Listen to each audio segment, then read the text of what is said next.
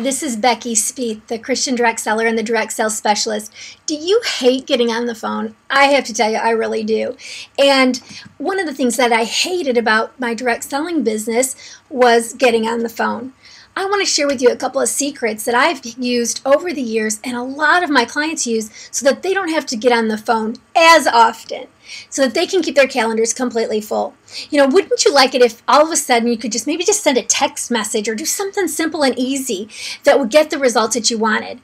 The thing is your host needs to know that your party is really important, or her party is really important to you, and that you guys are partnering together.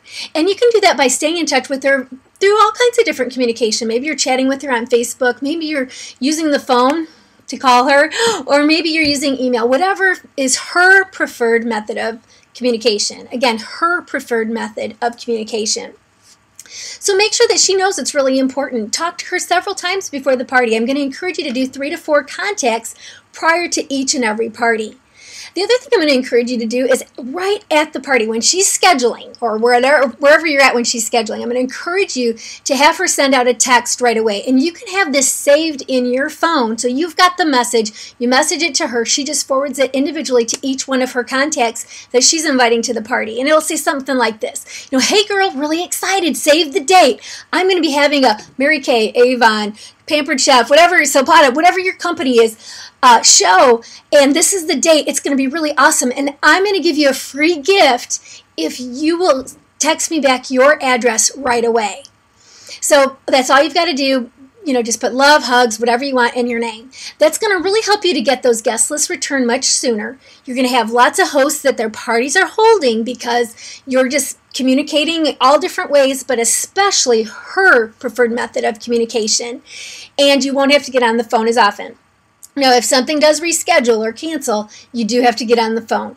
But isn't that a lot better than having to make the cold calls all of the time and, you know, using the 400-pound phone? I know that it really doesn't weigh 400 pounds, but it sure feels like it at times. I built the majority of my business by scheduling and almost all of my guests at every single party and not having to get on the phone very often. You know, I was so busy working my business, I had to come up with other ways to stay in communication with them. And the very best way, this is a big secret here, the very best way to get people to come to your parties is to not only send out a Facebook event, not only send them a text message to save the date, but to make sure that you're using snail mail. You know, really make it be a lot of fun. Put some stickers on there. Send them an invitation. And that's your responsibility as the consultant. You know, every single time I left it up to the host, I can tell you, it was always the pits. I'd find all of the invitations sitting on her kitchen counter, or she would send out only a few.